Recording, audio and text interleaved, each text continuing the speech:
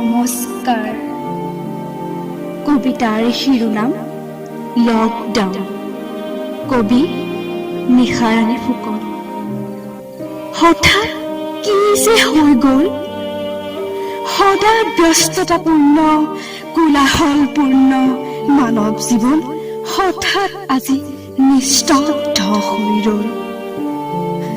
বহাগৰ দুপৰীয়াও নুশুনো আজি ঢোল পেপাৰ ৰগৰ, শুনো মাথো বিভিন্ন দেশৰ পৰা অহা মৃত্যুৰ খবৰ। কত যে শিশু হৈছে মাতৃহাৰা পিতৃহাৰা, আৰু আৰু আন কিছুমান হৈছে পতিহাৰা পত্নীহাৰা। অসহ্য, নোৱাৰো আৰু সহিব COVID-19। কাল বিৰহিতাময় তই COVID-19। সকলোবোৰতো কাঢ়ি নিলিয়ে, আৰু আৰু কি নিবলৈ ৰৈ আছ তই?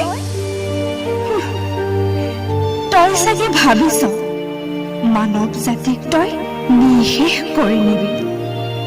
নোৱাৰিবি নোৱাৰিবি তই মানৱ জাতিৰ সৈতে যুঁজিব। আমি ঈশ্বৰৰ সন্তান, আমাৰ ঐশ্বৰিক শক্তিয়ে তোক উফৰাই পঠিয়াম। প্ৰত্যাহ্বান কৰিছো তোৰ লগত, তোক আমি পৰাজিত কৰিমেই।